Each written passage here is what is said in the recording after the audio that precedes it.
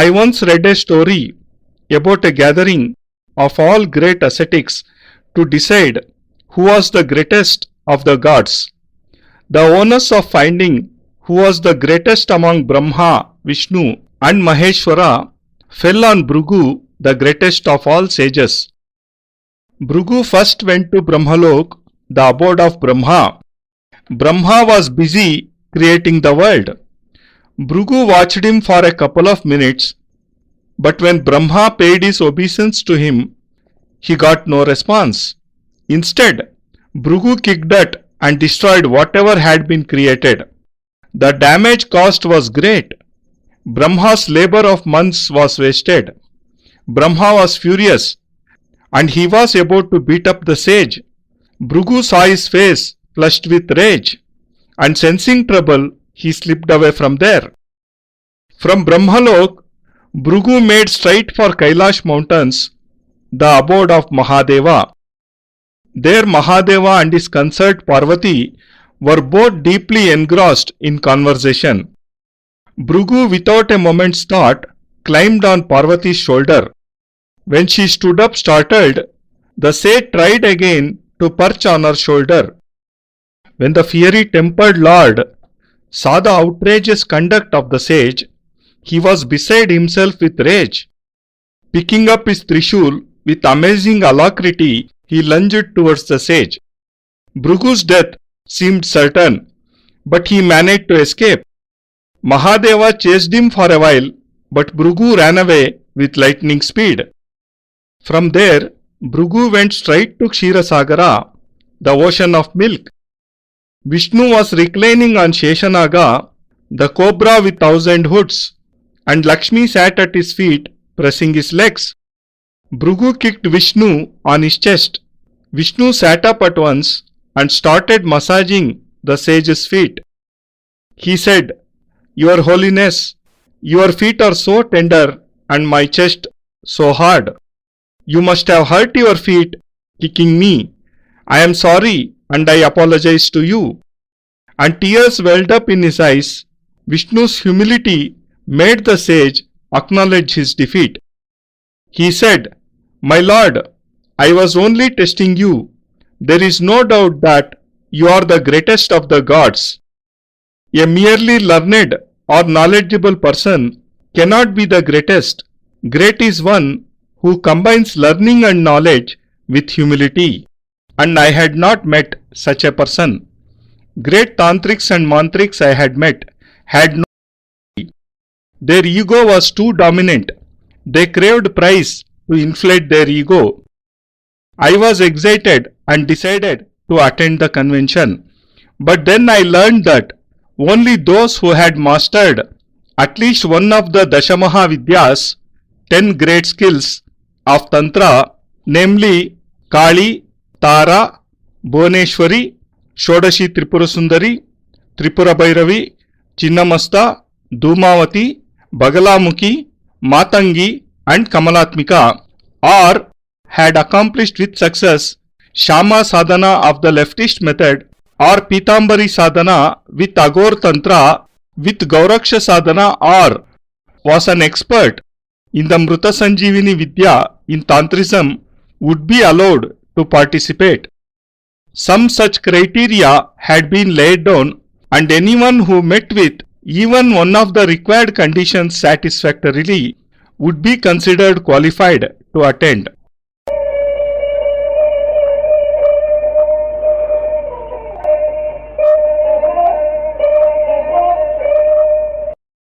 నేను చదివిన విషయం ఒకటి గుర్తుకు వస్తుంది. ఒకసారి ఋషులు మునుల సభ జరిగింది. అందులో జరిగిన చర్చలో దేవతా శ్రేష్ఠుడెవరు అనే ప్రశ్న వచ్చింది. ఈ భారం భృగు మహర్షి ఋషి మీద పడింది. ఎందుకంటే ఋషులలో భృగువు శ్రేష్ఠుడు. అయితే తన శ్రేష్ఠత్వాన్ని నిరూపించుకోవాలి అంటే అతి శ్రేష్ఠులైన దేవతలలో బ్రహ్మ, విష్ణు, మహేశ్వరులున్నారు. వీరిలో శ్రేష్ఠతముడెవరో చూపించి తన శ్రేష్ఠత్వాన్ని భృగువు నిరూపించుకోవాలి. భృగు ఋషి ముందు బ్రహ్మలోకానికి వెళ్లారు. అక్కడ బ్రహ్మ తన సృష్టి నిర్మాణంలో నిమగ్నమై ఉన్నారు. అక్కడి కార్యక్రమాన్ని 2 క్షణాలు వీక్షించాడు భృగువు. అప్పుడు బ్రహ్మగారు నమస్కరించి పలుకరించిన ప్రతి నమస్కారం కాని ప్రత్యుత్తరం గాని ఇవ్వకుండా అతని నిర్మాణ కార్యక్రమాన్ని నిర్మాణాలని ఒక్క తాపు తన్నాడు. ఎన్నో సంవత్సరాల కృషిని మట్టిపాలు చేసేశాడు. బ్రహ్మగారికి కూడా కోపం వచ్చి భృగువును కొట్టాలనుకున్నారు. ఇంతలో భృగు అది గ్రహించి ఇంకా ఇక్కడ ఉన్నట్లయితే తన్నులు తినవలసి వస్తుందనుకుని అక్కడ నుండి బ్రహ్మగారి కోపం నుండి మెల్లగా జారుకున్నాడు భృగువు. అక్కడి నుండి తిన్నగా కైలాసానికి చేరుకున్నాడు భృగువు. అక్కడ మహేశ్వరుడు తన భార్య పార్వతితో సంభాషణతో ఉన్నారాయన. ముందు వెనక చూడకుండా భృగువు పార్వతి భుజం మీద ఎక్కి కూర్చోబోయాడు. పార్వతి నిలబడింది. అయినా భృగువు తన ప్రయత్నం మానలేదు. పరమశివునికి కోపం వచ్చింది. త్రిశూలం తీశారు. భృగువు మీద ప్రయోగించబోయారు. కళ్ళ ఎర్రబడ్డాయి. త్రిశూలాన్ని ఎంత వేగంగా తీశారంటే భృగువు పని ఆగిపోయింది అనిపించింది. ఇంతలో అటు చూసేసరికి అక్కడ నుండి భృగువు మాయమైపోయారు.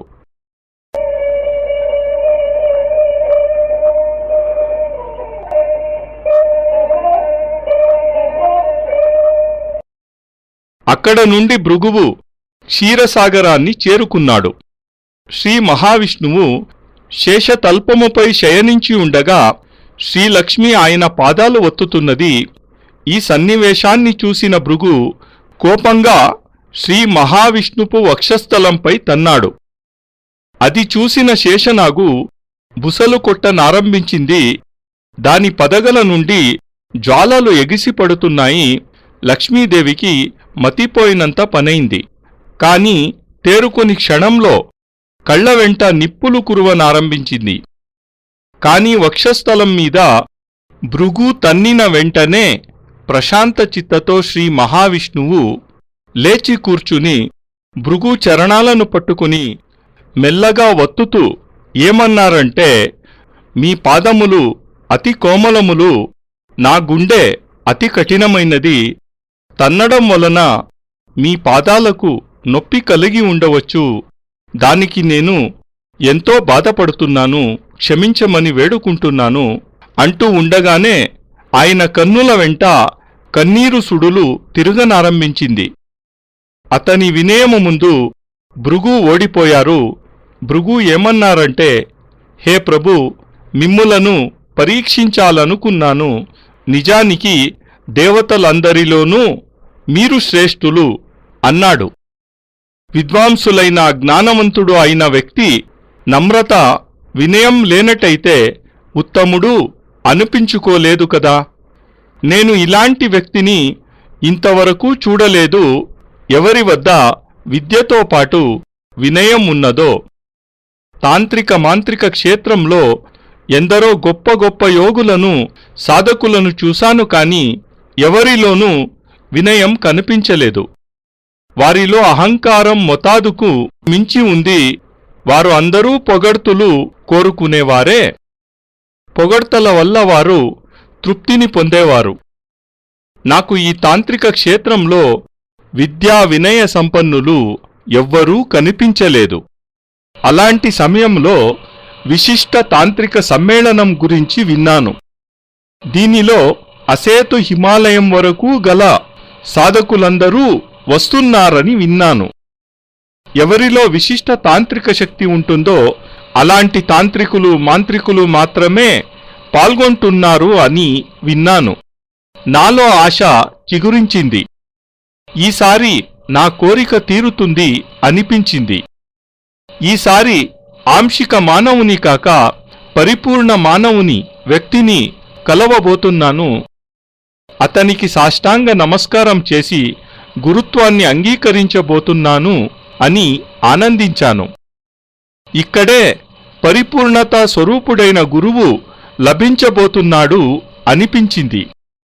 అతడు తాంత్రిక మాంత్రిక క్రియలతో పాటు ఉన్నత జ్ఞానవంతుడు, ఆ జ్ఞానంతో పాటు వినయ సంపన్నుడైన అఘోర యోగియో తాంత్రికుడో లేక పరిపూర్ణ మానవుడో అయి ఉంటాడు అని ఆ పూర్ణ స్వరూపుడైన గురువు కోసం ఆతురత పెరిగింది. అయితే నేను కూడా ఈ తాంత్రిక సమ్మేళనంలో పాల్గొంటాను, ఒళ్ళు గగర్పుడుస్తోంది. కానీ ఒక షరతు, ఈ సమ్మేళనంలో దశమహావిద్యాలలో ఏ ఒక్క విద్యలోనైనా సిద్ధి పొందిన వారే అర్హులు, లేదా వామ మహావిద్యలలో శ్యామా సాధనలోనైనా సిద్ధిని పొంది ఉండాలి, లేదా గోరక్షా సాధనలో అఘోర తంత్రంతో పాటు పీతాంబరీ సాధకులైన అయి ఉండాలి, లేదా తాంత్రిక క్షేత్రంలో సంజీవిని విద్యలోనైనా నిష్ణాతులై ఉండాలి. ఇలా వారో ప్రవేశ పరీక్ష పెట్టి అందులో ఉత్తీర్ణులనే ఆహ్వానించాలని నిర్ణయించుకున్నారు.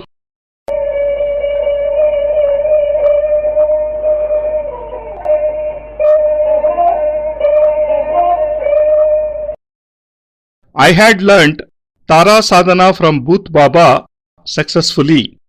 The organizers gave me the entry permit when I demonstrated this Kriya.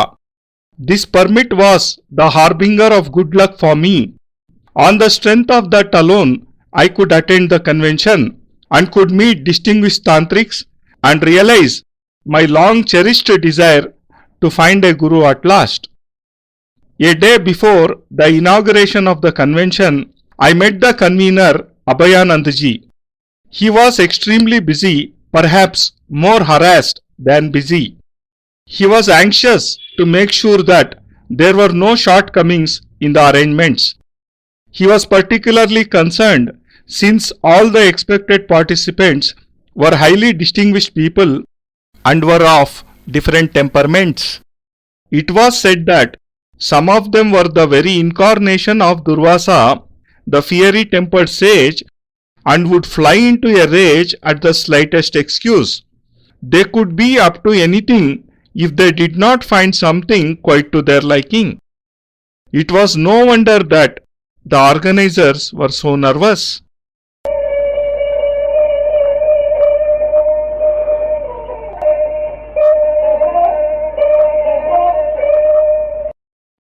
నేను బూత్ బాబా దగ్గర తారా సాధన సంపూర్ణంగా నేర్చుకున్నాను. అందులో నాకు మంచి దక్షత కూడా ఉంది. కాబట్టి ప్రయోగాత్మకంగా నిర్వాహకులకు తారా సాధన చేసి చూపించగానే నాకు ప్రవేశపత్రం లభించింది. ప్రవేశపత్రం పొందటమే మొదటి గుర్తింపు. దీని కారణంగా సమ్మేళనంలో పాలుపంచుకోగలుగుతున్నాను, విశిష్ట తాంత్రికులను కలవగలిగాను. నా మనసులో అనుకున్న గురువును ఇక్కడ పొందగలిగాను. ఈ తాంత్రిక సమ్మేళన ప్రారంభానికి ముందు రోజు నిర్వాహకుడైన అభయానందుల వారిని కలిశాను. ఆయన పనులలో వ్యస్తంగా ఉన్నారు, ఎంతో చిరాకుగా ఉన్నారు. ఎందుకంటే ఈ సమావేశాలలో అందరూ ఒకరిని మించిన ప్రతిభావంతులు మరొకరుగా వస్తున్నారు. కాబట్టి ఈ సమావేశాలలో ఎలాంటి లోటు తప్పిదం జరగకూడదని ఆయన భావిస్తున్నారు. అంతేకాక వచ్చే సాధకులతో కొందరు దూర్వాసమునితో సమానులని విన్నాం. వాళ్ల ముక్కు మీదే కోపం ఉంటుంది. కొద్ది తప్పిదమైనా వారి కోరికలకు విరుద్ధంగానైనా జరిగిందా వాళ్లు ఏం చేస్తారో వారికే తెలీదు. అందుకే ఆ నిర్వాహకుల ఇబ్బందికి ఆశ్చర్యపోవలసిన అవసరం లేదు.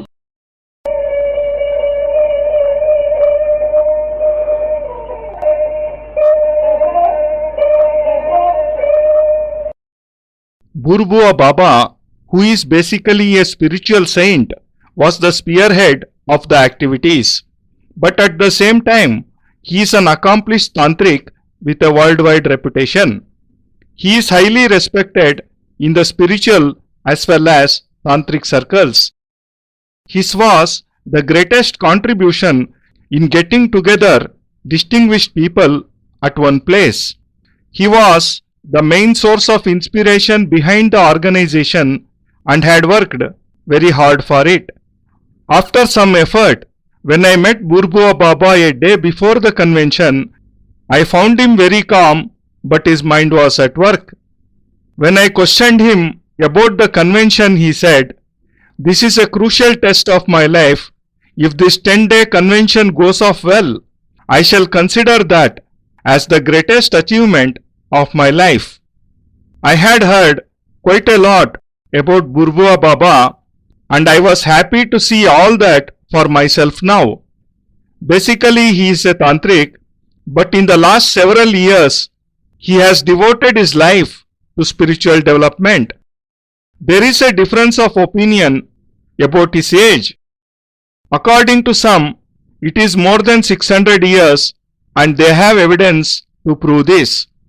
But he does not look more than 60 or 70. A calm and serene face, sharp eyes, and a glowing personality. There is a solid knowledge and long experience behind his utterances. Indeed, he is the only great personality in his field.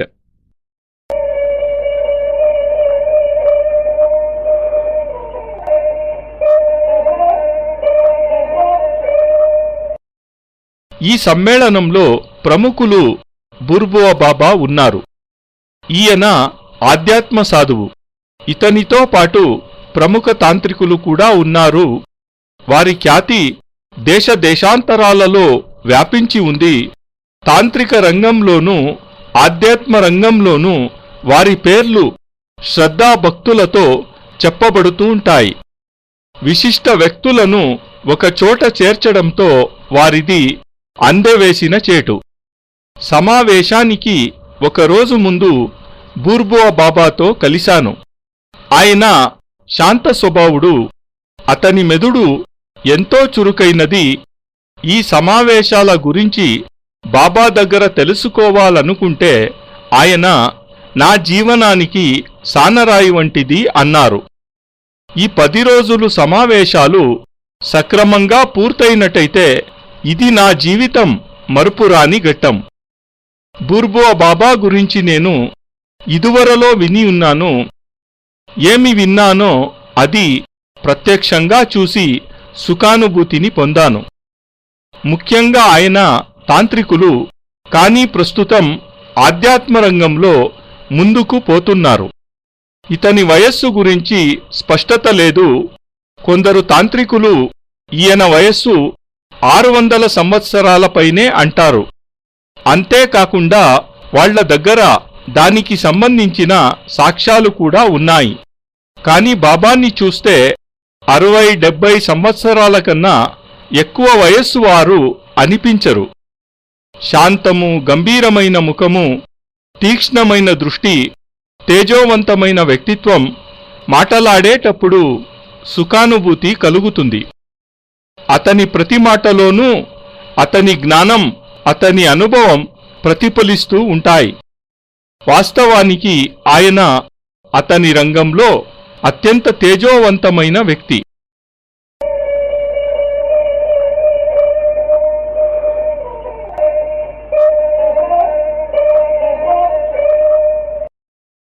The convention started the next morning at 10 o'clock. Burbua Baba's disciples were posted all around.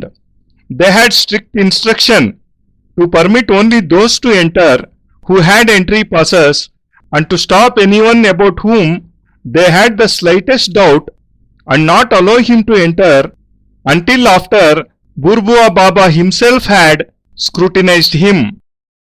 No matter how important, how distinguished a person was, care was taken to see that each participant had an entry pass.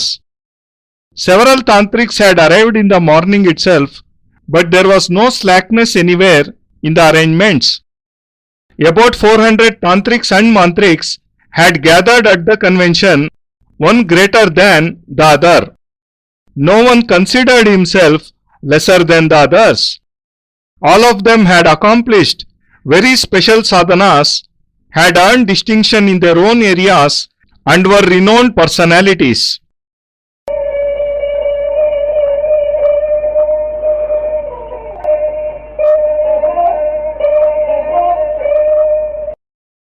మరుసటి రోజు సుమారు 10 గంటలకి సమావేశం ప్రారంభమైంది. సమావేశం 4 వైపులా బుర్బువ బాబా శిష్యులు కాపలా కాస్తూ పరికిస్తున్నారు. అనుమతి పత్రాలు ఉన్నవారిని మాత్రమే అనుమతించాలన్నది వాళ్ల ఉద్దేశ్యం. సందేహం ఉన్నవాళ్లని రానివ్వడం లేదు. బాబా అనుమతితో మాత్రమే ఎవరికైనా ప్రవేశం. అనుమతి పత్రం లేనివారు ఎంతటి గొప్పవారైనా వారికి ప్రవేశం లేదు. ఎందరో తాంత్రికులు ఉదయాన్నే విచ్చేశారు. ఎవరికీ ఎలాంటి లోటు ఇబ్బంది కలుగకుండా చూసుకుంటున్నారు. సమ్మేళనంతో 400 తాంత్రికులు మాంత్రికులు వచ్చారు. వాళ్లంతా ఒకరిని మించిన వారింకొకరు, ఒకరికన్నా ఒకరు తక్కువ అన్న భావం ఎవరికీ లేదు. అందరూ సాధనా సంపన్నులే, పేరెన్నిక గన్నవారే.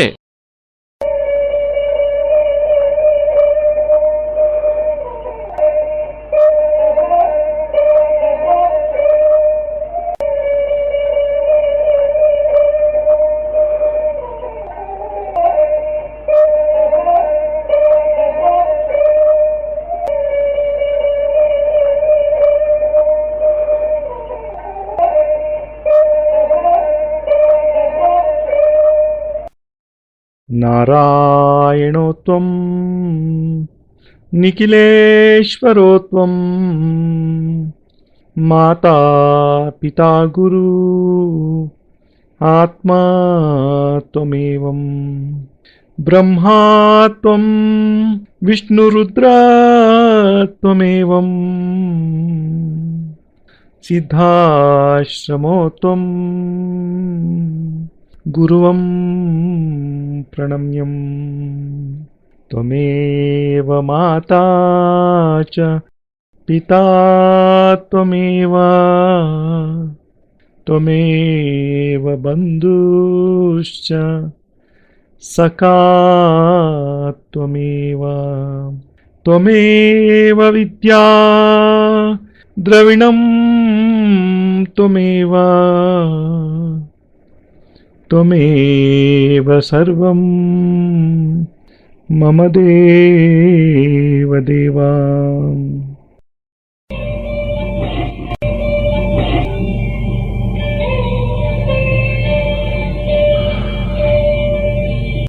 త్వదీయం వస్తు నిఖిలం తుభ్యమేవం సమర్పయేత్.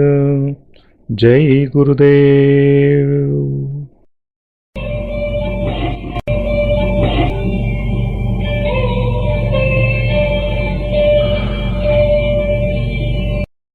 పరమపూజ్య గురుదేవ్ ಯೋಗಿರಾಜ್ ಸ್ವಾಮಿ ನಿಖಿಲೇಶ್ವರಾನಂದಜಿ ಮಹಾರಾಜರ ಪವಿತ್ರತಮ ದಿವ್ಯ ಚರಣಾರವಿಂದಗಳಲ್ಲಿ ಸಪ್ರೇಮಪೂರ್ವಕ ಸಮರ್ಪಣೆ. ಈ ಭಾವಾನುವಾದ ಅತ್ಯಂತ ಕೃತಜ್ಞತಾಪೂರ್ವಕವಾಗಿ ಗುರೂಜಿ ನಿಖಿಲ್ ಸಚ್ಚಿದಾನಂದ.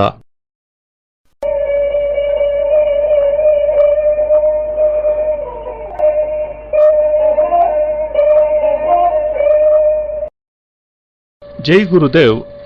ಪರಮಪೂಜ್ಯ ಗುರುದೇವ್ ನಿಖಿಲೇಶ್ವರಾನಂದರ ಆಂಧ್ರದ ಶಿಷ್ಯರು ಹಾಗೂ ತೆಲುಗು ಭಾಷೆ ಬಲ್ಲಂತಹ ಎಲ್ಲ ಸಾಧಕರು ಗುರುಬಾಯಿಗಳಿಗೂ ಹೃತ್ಪೂರ್ವಕ ವಂದನೆಗಳು.